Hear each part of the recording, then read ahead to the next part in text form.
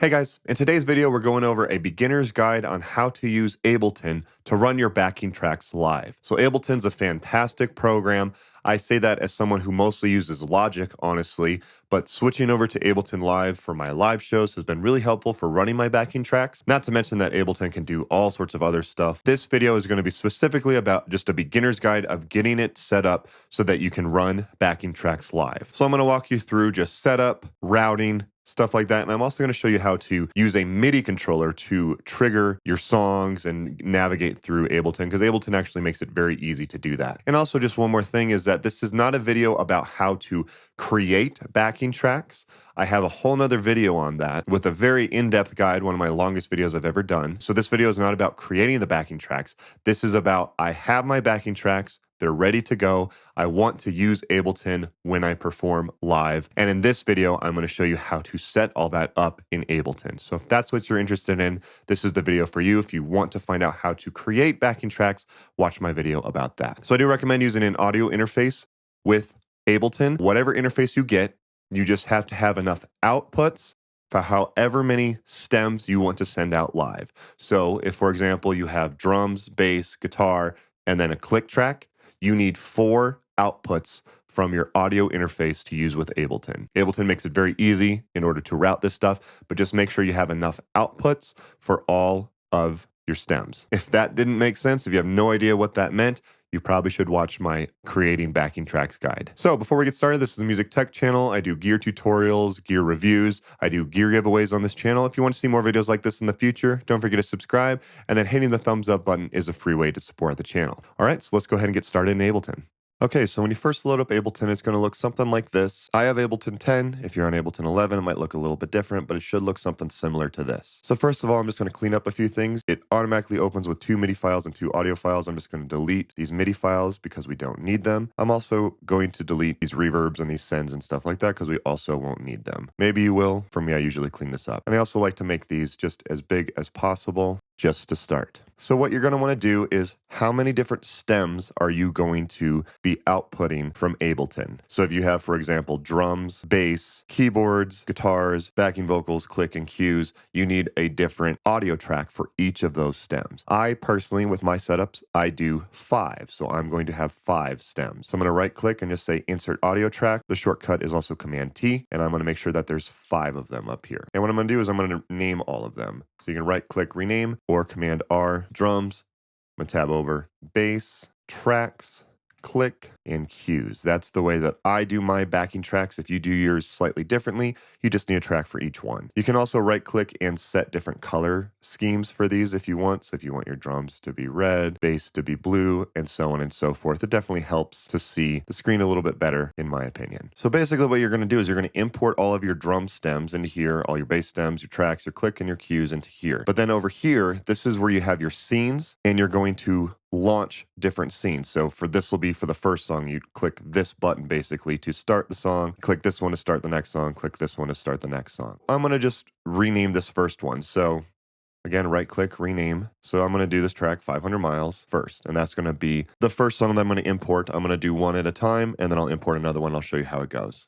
And then one thing I do like to do is I'm going to right click and I'm going to say edit launch tempo. So this song's at 132 beats per minute. In Ableton, you do get your tempo up here. So when I launch this scene, you can see that it sets the tempo to 132. You don't have to do this, but it is something that I like to do personally. So now what you have to do is you have to configure the outputs. So you need to route these properly. So we need to do some initial setup. In Live, you want to go to your preferences or your settings. Shortcut for that is Command comma. And you're going to go here to your audio tab right here. So you don't have to worry about the input device. You can have that be off if you want. You want to configure the output device. So whatever interface you are using with Ableton, you want to enable that as the output device. The output one that I'm going to do is the Loop Community Track Rig. I just did a video on this if you guys are interested. It's a very easy 8-channel output used for backing tracks. So I'm going to click that. That's going to be the output where I'm going to route my backing tracks to. Now you have to go here to Output Config, and usually by default, it just has these 2 enabled. What you want to do is you want to enable all of them. You want to enable all of the outputs that you're going to use. So the track rig has 8 outputs. I want to make sure that I have access to output in stereo stereo, channels 1, 2, 3, 4, 5, 6, and 7, and 8, or in mono, I want to be able to output all of them. So just make sure all of them are enabled. Hit OK. And now we're going to start doing some of the routing. So first of all, actually, one of the things I want to do is I actually want to see where it says audio from. I actually want to turn these off. I set these all to off, no input, because I want to make sure that no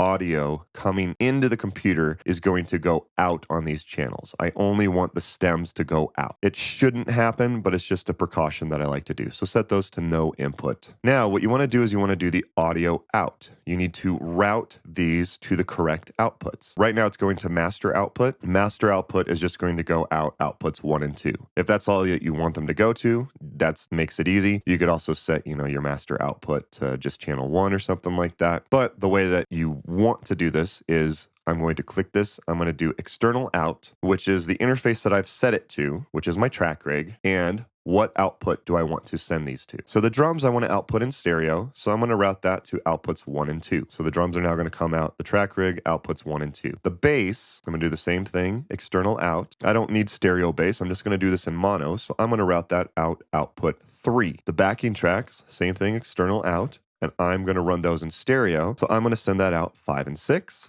The click is going to be in mono, so I'm going to send that out 7. And then the cues is also going to be in mono. I'm going to send that out 8. So now these are routed out the track rig properly. Does that make sense? So all the drums are going to go out 1 and 2. The bass is going to go out channel 3. Tracks are going to go out 5 and 6. Click is going to go out 7. And the cues are going to go out 8.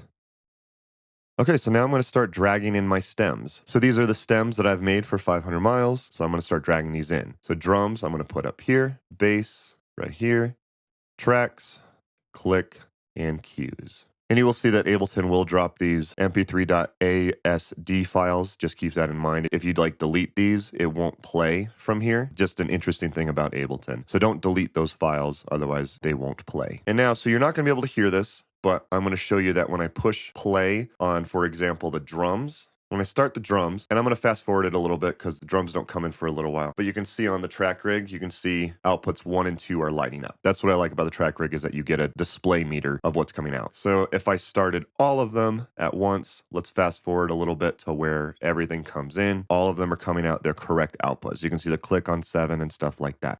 So this is routed properly. So you would connect these to front of house or wherever you're trying to send the backing track signal to. I just wanted to show you that it is working. Now, something you do want to make sure that you do when you import these, you do just want to make, so you can double click on the file and you can see, the waveform right here. Just make sure that warp is not enabled and make sure that loop is not enabled. That can give you problems with Ableton. Ableton's used for so many more things besides just backing tracks. So it's trying to warp the tempo and you can get issues and things won't sync up if things are warped. And obviously you don't want it to loop because you want it to just play through the song and then stop when it's done. So make sure that those are not enabled. So I'm actually just going to set the output back to my audio interface just so I'm going to set these all back out to the master just so you guys can hear what I'm doing as I'm doing these because I don't have the track rig connected, but I want to make sure that you guys can hear what's happening. So now when I push play over here, 500 miles, it starts 500 guitar miles. In, ready, go.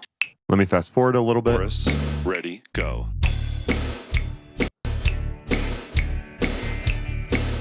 And then you can see that all of the tracks are outputting out the correct outputs.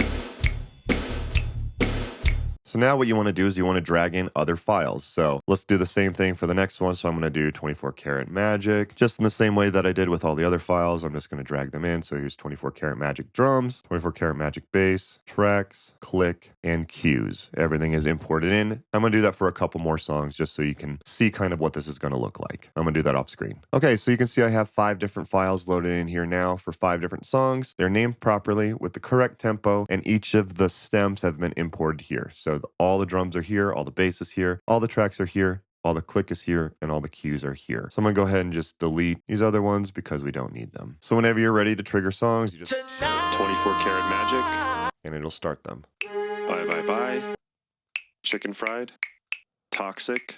And I will show you an easier way to trigger these here soon. So one of the other things I want to show you, so I make my own clicks. Sometimes I like to do like, change the feel. If it goes into double time, I like to set the click to double time and stuff like that. If you guys use karaoke version, you know that the click fluctuates sometimes with the songs. However, you do have a way to route the click. So if you want to use the built-in Ableton click, turn it on up here. You do get a few options. You can set a count in for like 1 bar if you need a count in. You can change the sound. And you can also set it as, a quarter note or an eighth note or something like that. So you do get an option to use the built-in click if all of your tracks are configured properly and you have the tempo set exactly. So Bye Bye Bye is actually at 85.28 beats per minute, so that will work. The way that you route this is you can do the cue out right here. So I can send that out just, output 1 or something like that. Cue out is the metronome. So you could set click out 1 and then tracks out 2 or something like that. So remember, you can route everything to the master output instead of to that external out like we did before. But this is one way that you can do that. So now when I push play, Bye Bye Bye. This is the built-in click in Ableton. You can hear that the click is synced up with the music. But I did want to show you that you do have an option of how to route the click, that built-in click in Ableton if you prefer. Now, one thing you might notice, so when you push play, 100 miles. and then when a song is done, so let me fast forward to when the song is over. On 1, 3, 4, stop. One of the things that's interesting is when I try to click to start another song, you see that pause? So it took like a minute for the song to start. Also, you do have 2 different stop buttons in Ableton. You have this one up here, and you also have this one. This one is to stop all the clips, and this is just to stop kind of the clock. It's a little bit different. This is kind of the one you want to do. But the thing that's interesting about this is that if you push play on a song, Ableton most of the time is for live performances and stuff like that. So it will sync up. So when I push play, it'll wait until it goes to the downbeat. So watch when I try to push and play on Chicken Fried. It's going to wait.